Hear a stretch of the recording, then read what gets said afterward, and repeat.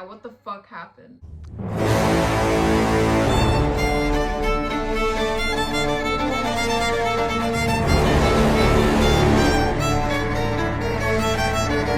For the longest time, I really wanted to make this video because I love this series so much. I love it with all my heart. I just remember patiently waiting for each episode to come out on the weekly basis. Whenever I saw the ads for season 4 come up, I would be on the edge of my seat. I would be freaking the fuck out, you know, respectfully. Even though I had my doubts about season 3 ending, I was still really excited. I mean, that's all you can hope for. It's like when your baby slides off the bed. All you can do is hope for the best. But I could have not foreseen the million of years of problems that piled up into this season.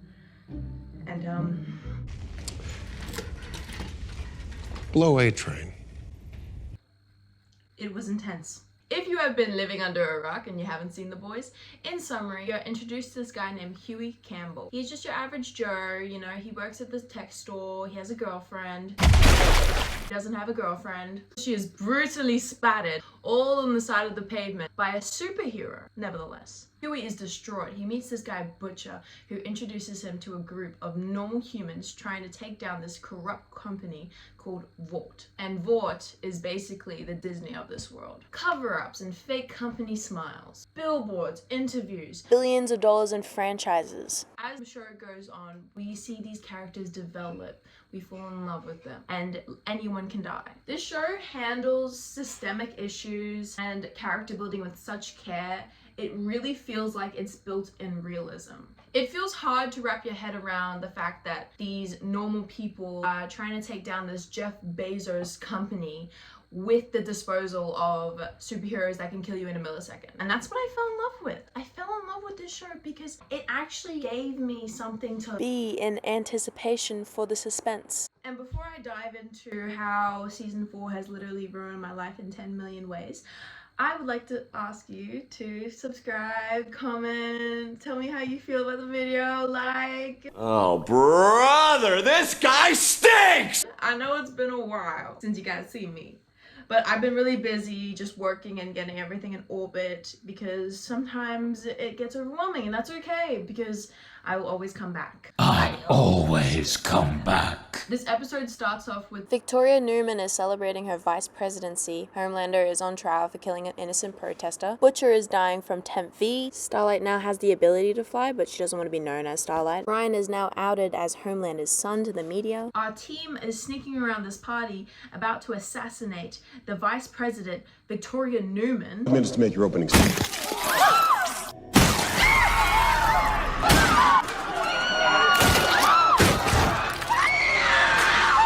Which in itself sounds crazy. Why would you try to murder her at a party full of elite members? But we'll move forward. But right off the bat, something feels off. It feels like there's a lot of holes building up, but not in the sense that it's building to a good mystery with a lot of questions in it. More so that they are being genuinely vague about what's going on because they don't know what's going on. And this feeling doesn't stop here. It carries out throughout the whole show. Something felt off, as if it had the Game of Thrones effect. It reduced all the characters, this whole story as a whole, down to 2 archetypes. And it takes the substance of the heart of the show away in favor of shock value, relying on the fans to take on this slow season where there is barely any character building. Originally, when there was backlash to the season 4, there was an obvious 3-point of controversy. Too much politics, Frenchie's relationship with a man, and Starlight's new facelift. And I will clear this up very quickly because those 3 points are outright dumb. When the first couple episodes came out, I was reading a lot of people saying that it was becoming too political, and I find that really tone deaf. Considering each season revolves around companies and how it meshes with politics, how politics are really embedded into the story because companies rely on the senates or the states and how they can create their shareholders who are either left-leaning or right-leaning and invest into them. There has been no overload of politics this season. If anything, I think this season just takes a more liberal stance of what the showrunners believe in. I can see the problem with that. Which, yes, I do believe you need to divide your opinions and your beliefs from the show you're making, because it's a separate entity from yourself. The showrunners and the show itself has nothing to do with each other, so it shouldn't correlate or collide. But it also just makes sense because Starlight is sort of the symbol of left-leaning. That just makes sense why it would have a divide, because Homelander is very conservative, very Republican, and Jesus and God and all that, while Starlight is everything that the Liberal Party stands for. So it makes sense why they would have that two symbolic references. And I would say that would make sense, but it has also lost its subtlety in how it is. It's very much in your face, that this is left-leaning and this is right-leaning. That's where it kind of loses its punch. The people that are mad about Frenchie's new relationship, I think, are very forgetful of the later seasons. Maybe it's just like the Sigma men watching it. It's the guys that make the edits of Homelander and be like, oh, he's literally me. But I think people forget a lot about the recent seasons, how he was in a three-way relationship with his best friend that died of an overdose, and Sherry. You are my Blanche. Angèle, you are my Dorothy. And the fact that he's never exclusively said that, oh yeah, I only like women. Like, he's made it known throughout season 1, 2, 3 that he's open to anything. Whores get nothing. So that in itself is ridiculous. But I guess Sigma men really like saying that, oh, media just like to turn everyone into gay archetypes. No, there's been signs this whole time. You just choose to ignore them because you like to fit them to your worldview. And lastly, the actress Starlight, her recent facelift, or maybe not facelift because it still hasn't really been confirmed or anything, is none of our business. Now, I want to say that because it really isn't none of our business, and it doesn't make sense to add it to be like, oh yeah, the season 4 is bad because Starlight looks so different. The controversy in itself is just misogynistic scrutiny by Homelander dick riders that would like to bully someone off their Instagram for no reason other than that they've made a conscious decision in what they want to look like in their future and what they want to do with their body. You stupid. So we can just generally skip the sexist stupidity of that point. Like, can women live? Crazy idea. And now that we got that all out of the way, I would like to present the real problem.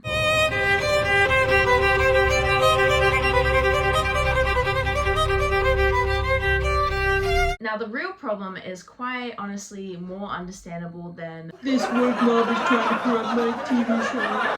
It is actually quite simple, and you can pick up clues from just a general look of season 4. Like, such as, why did they paint Ryan to be this untouchable, incredibly hard to reach person after season 3? They built all this tension that Ryan is now in this public eye, that he will now be into question about his birth, and there's going to be speculation about why he was not in the frame for then, where has he come from, and all this will come into question from the public, and that he will be constantly surrounded by PR and Homelander himself. To all of a sudden kill all that tension at the beginning of season 4 by just having Butcher walk up to him in a kitchen at a vice presidency party, some place that should have security at all angles, and he's able just to walk up to him, or better yet, connect with him on a game. Oi, Brian. Easily in the Vought Tower itself. Oh, and yeah, with nothing from the public questioning anything of why he's here, how did he get here, who's his mom, or how Huey, a human, can outrun Homelander consequence-free. Why didn't he fly up to the vent and just break the wall? How can Huey outrun, or better yet, outcrawl Homelander? Or kicking out Butcher makes sense. Being mad at him, better yet, more sense. But having no sadness or empathy for his coming death after he discloses to them that he's gonna die. You're done. You what? Fired. Grab your shit and get the out. I level with you lot, and this is the thanks I get. You're a liability, Butcher. The dying man with one last bluff. Grab your shit and get the out. What? What the fuck? I mean, it's just out of character, you ever know? But this team of people that...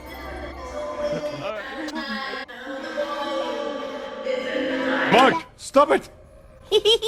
just have no empathy for him, you know? It's almost like oh, what a shame Shucks, folks, I'm speechless. sort of feeling towards Butcher. And not based in reality of one of our members of many years are dying. We're just not gonna care about it. And the season is really weird because there's no tension or urgency when it comes to Butcher. Like there's no time limit of, oh my god, he might die before he can reconnect with Ryan or get revenge on Victoria or kill Homelander. Like there's no urgency of that. It's just he just goes through the season chilling with a cough every now and then. Or the sheep episode when they have Victoria Newman, the overpowered villain, pop your head in an instant. Victoria is the most powerful super being in that barn, and they're trapped in the barn due to a bunch of V'd up sheeps. So they show us they can look outside of the barn to check in when the sheep are flying in, if the sheep are not. And they can look through the cracks, right? And they have the smartest team of people in the whole show trapped into a barn. They come up with the only solution, which is to give them their only form of weapon to kill Homelander with and give it to the V'd up sheeps so they can leave. Yes, you're telling me you couldn't ask Victoria to look out of the crack for a couple of hours and wait for whatever random sheep to fly past and blow them up and just wait? You could have just wait for a couple hours? No, you had to go now? You had to go now? Go now! Or maybe even just make a smart trap for the sheep so they can, I don't know, blow them up. I mean, they are the boys. They're kind of known for their complex and smart ways of going about things. I don't know, I kind of just expect something a bit complex. You know, all these questions would have been answered very well craftedly in season 1, but now we are reduced to overplayed stereotypes in storytelling, such as the bane of my existence, it was all a dream, or technically the Joe Goldberg effect. Which is kind of ironic because Billy's friend that he is hallucinating this whole time is named Joe Kessler. So I will stop edging you and I'll relieve you of the pain that I have been experiencing since season 3 finale. The problem it has fallen into is the biggest mistake of becoming one-dimensional. Adopting season 7 Game of Thrones syndrome, where they dumb down all the central smart characters down to one stop, one quality archetype of who they used to be. They base their character of season 4 off one aspect of the previous season, and they basically just focus on that one aspect of the character for the whole season. Which, to be fair, if done well, is just called fleshing out a character. Which, to their credit, they do well with Frenchie and Kimiko and Homelander this season. I think the biggest shotgun blast to my heart was the regression of Mother's Milk this season. Mother's Milk was my favorite character of the whole series. He had a hard exterior, but a warm heart on the inside. If I'm gonna make a difference, I just feel more comfortable doing it on a smaller scale. I'm a motherfucker with a heart. He had control issues that led to developing OCD. He couldn't help his grandpa out by being killed by Soldier Boy, so he made it his life's mission to control everything. But in his control, he still upholds his values and he still upholds his heart. And that's what made him such a great character and such a great example of character building. But then this season, they focused on him just being mean and they made it his whole persona. And they got rid of any other aspects of his character. They got rid of the part where he has a heart and they focused only on him being a mean guy. This is what I mean. It feels right for the story for him to get a bit more harder because of this last season, Butcher partnering up with the guy that murdered his whole family, and of course he would be full of rage. Even though this is supposed to feel like a natural progression, it doesn't feel deserved in any aspect because we haven't been shown this season how he feels about the past season like properly and how he feels about Soldier Boy now. And we still haven't been really developed on what really happened with his whole of his dead family, because how he made it sound with his grandpa, he sounded like everyone died. We have been left with a lot of speculation with how he's feeling now. The season feels really jarring to have this character shift and having him have no warmth to him. We just saw it at the end of last season. Like, we haven't seen a progression of difference after season 3. We just seen this is how he was 1 minute, this is how he's the next. Editing Izzy here. I just wanted to say A-Train and his plotline was the only plotline that kind of supported the narrative that he still had that softness to him, and some aspects where he would like try to like shake the group back together. But that's like the only parts of it, and then everything else just kind of feels like it was rid of its warmth. Anyways, I just wanted to say that. It feels like the season is dragging, yet so desperately wants to get to the point with some storylines. So it beats the audience to the punch before getting to a satisfying conclusion or a satisfying character development. Like the no warning, undeveloped abortion plotline. What did he say? It kind of just came out of nowhere. Like, not a good plot twist. Never mentioned anything before that. There was no hint before then. It feels right for Starlight and Huey's character. Like, it sounds like something that would happen, but there was no mention before then or hint or build up. It just wants to shock you into think that it was actually a plot twist. Like Butcher cheating on Becca. If your love was so perfect and pure, then why'd you fuck that waitress? No hint, no mention. It makes sense, but there's no lead up to that point. They just want you to feel like you earned a good plot twist without putting in any of the effort or any of the work before then. The show used to feel like it packed a punch, like every scene was there for a purpose and a reason. Everything was essential to build up to the final conclusion. I always felt like the story moved forward with the storylines coherently and intelligently. All the characters were handled with such love and care. All their decisions made sense to their characters' progression, and that's why I love the series. Now it just feels like the showrunners know that you love the characters so much. It's kind of like that controversy with the Stranger Things season 4. Too scared to kill off any characters in fear of backlash. But in making your characters untouchable, you are becoming the thing that you've always made fun of, and that is Marvel. Season 1 played into the unrealistic standards and views that we have on superheroes and media. How in reality it would be terrifying and scary and dangerous to have such a super being around and portrayed as this fixture of admiration. It averted the telltale story of a human surviving a horrific incident or accident without even a scratch on them, because it didn't align with their theme of realistic and thought out reality that they wanted to base their universe in. Now making the spin-off show Gen V mandatory to watch in order to understand the direction that season 4 is going in with its story. Because if you didn't have the context of Gen V, your plotline of season 4 is that there's just this virus from a lab somewhere being made that can kill superheroes. How'd that get in there? It would have felt like the abortion plotline or Butcher cheating on Becca plotline. Out of nowhere, not rewarding. Since the boys showrunners are taking a page out of Marvel's TV show lore to worldwide blockbuster release, some people feel like it is earned since they had that context before then. But it really isn't if it's stand alone. Everything is starting to feel too like Marvel, hollow and empty.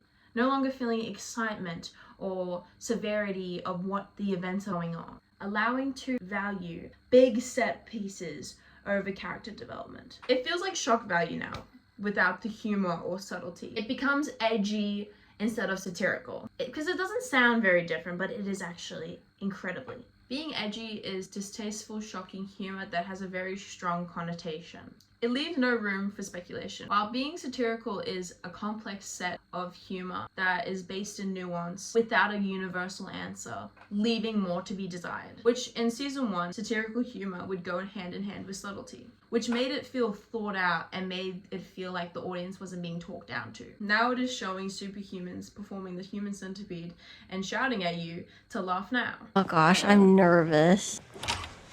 Bing. The Boys is losing its touch. Its touch in meaning, its touch in humor, its touch in urgency, its touch in reality. It's losing so much of what made it so good that it's becoming an empty showcase of what old people think the show is when Billy Butcher sputter cunt or when they see a superhero fucking an octopus. Now, I'm not saying I hated everything about season 4. I loved Sister Sage's story, and I wish I saw more of her. I liked some parts of A-Train's story, even though at some points it felt like they dialogue dumped how much he wanted to change. I liked some parts of Butcher's progression, even though some of it felt overplayed. I really liked Frenchie and Colin's relationship. I felt like it added a lot to Frenchie's backstory and how much shame he feels now about himself. They were just cute, so slay the gays. And I really enjoyed Frenchie and Kamiko's relationship growth. Even though I prefer the strange connection they had in season 1 to 3, that it was like an unexplainable, unable to labeled connection. And now it's just a relationship, but I still like it. I don't know. I feel like that connection is so weird and deep. It's kind of a disservice to just call them boyfriend and girlfriend. I don't know. I didn't like that they abandoned that aspect to it. But they are my favorite duo, so I do feel a little biased. I do have a theory that they put them together in the last episode so they can have more of an impact of the ending. That's just a theory. And it's a theory. But I can't say it saved it all.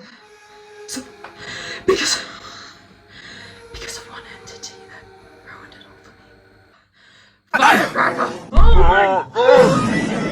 my! Not only is she the most annoying character in the whole show, I've never seen a media history. No hate to the actress. I loved you in Detroit Become Human. But she represents everything this season is.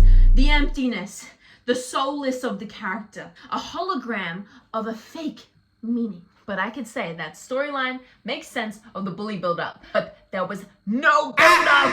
Do you see where I'm coming from? There is no build-up. There is just, oh my god, this happened. And the shock value.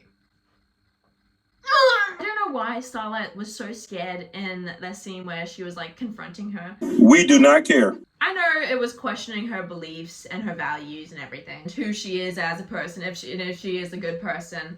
But honestly, I don't feel like Firecracker's monologue alone provoked this level of fear. I'm sorry, it's not the actress, it's the writers, it's you! Someone said on Twitter, most of the season 4 conversations are long stories about how sorry they are and how they're gonna make it up to them. And I see it.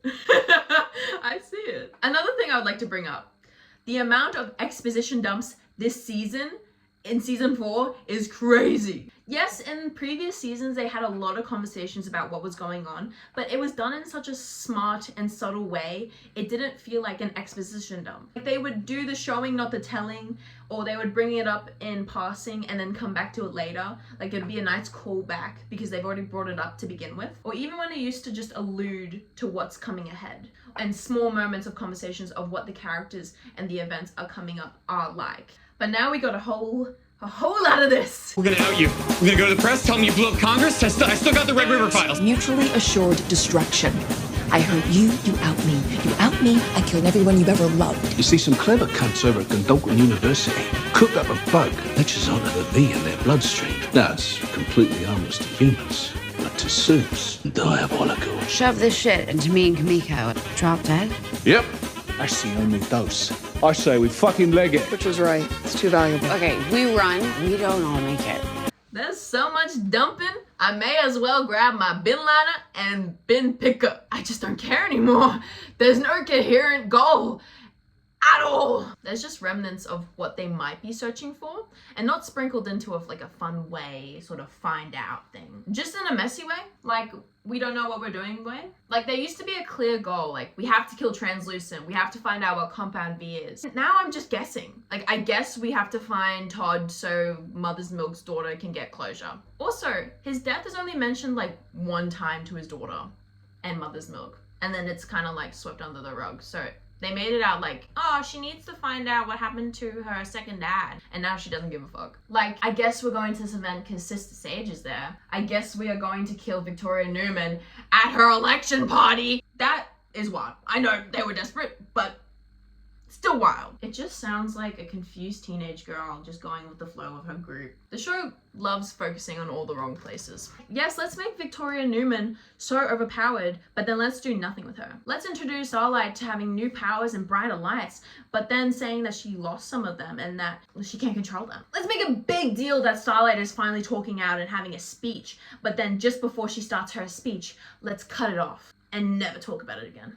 You know what? It's not like Starlight had nothing to do this season. Nothing. No. It's also crazy to me that at the end of season 3, we thought the whole of season 4 was going to be the trial of the murder of a protester that Homelander killed openly. But then it got swept under the mat as fast as you can say cunt. Makes sense, but where's the...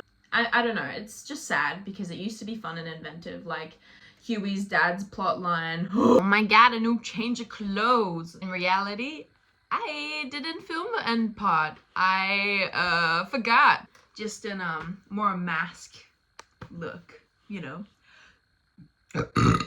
So masculine. You know, I was really excited to see how they were gonna flesh out Huey's story with especially having his dad V'd up. So I was having these thought trains and I was like, oh my god, what if Huey has to inject himself with Compound V and then he doesn't make it in time and his mom dies and then he has to kill his father in a brutal way, because they foreshadowed it with the scene of him talking about his cat and how he couldn't let go and how he splattered into a million pieces and how that dad was going to splatter into a million pieces. And I was making so many fun stories as I go along and I was just really excited. Even though it started off boring, I still was having hope for it. And then I was thinking, if he killed his dad, will that result in him turning evil? Because we've been foreshadowed it in the earlier seasons where Huey was looking at his arm and he was really into having the V running through his veins and that he was going to be the ultimate villain. That was going to be so exciting and I was looking forward to seeing where they were going to go with it. Also details about the mother kept ambiguous, but... Well, it's obvious that it's probably going to happen next season because they didn't really bring it up that much. They're just like, oh, she works at Vought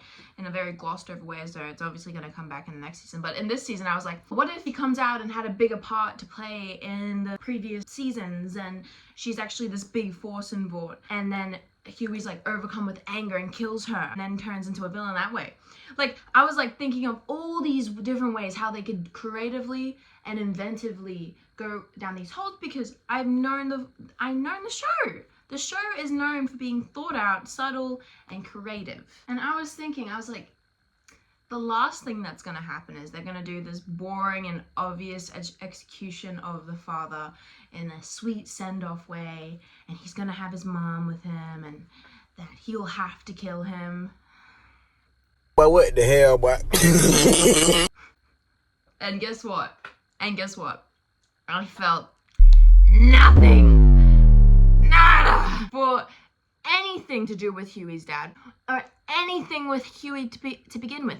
Like, they had so many different pathways and they have so many more material than just shock value and all this sort of stuff, and they just went down the most generic path and the most obvious way that what was going to unfold would unfold, and it just fell flat and it felt soulless and it felt like I just watched something just for the sake of, oh, Huey has nothing to do, so I guess we'll just kill his dad. I felt like Huey's father just had little to no substance, and it left me more disappointed than I was before that. And that says a lot, because I was really disappointed throughout the whole season. It really hurts to see a show that you used to hold so near and dear become so soulless and meaningless and dragged out. Also, it felt rushed, a different version than it should be, to become the thing that it made fun of for the whole duration of the show. To lack suspense, to lack urgency. It hurts to see it lose those parts because they were the staples of what made that my favorite show. Now it just all wavers. I want to be harsh on this because if I don't be harsh on this, and if more people aren't more harsh on this, it's just going to continue pumping out moderate content that kind of makes sense but isn't earned. It's like trying to correct your child from doing a bad thing. It's like, oh, when will you learn your mistake? It's just no longer subtle. It's just throwing around chronically online jarring dialogue just so it could say that it's based in reality and it's actually realistic, when it's straying from that every day from what it used to be. So I think the only course of action to better the show and reduce it back to its natural form is to literally fix everything. Absolutely everything. Bring back the meaning. Kill a character off. An important character. Make there be stakes. Make you feel like you are on the edge of your seat. That, oh my god, maybe someone else will die. Make the villain more impactful. Make Homelander scary again. I feel like in the recent seasons, they have dumbed him down a lot. And what made him scary in the first season was that he had a sense of knowledge. And he kind of was a bit more subtle with what he knew and what he didn't know.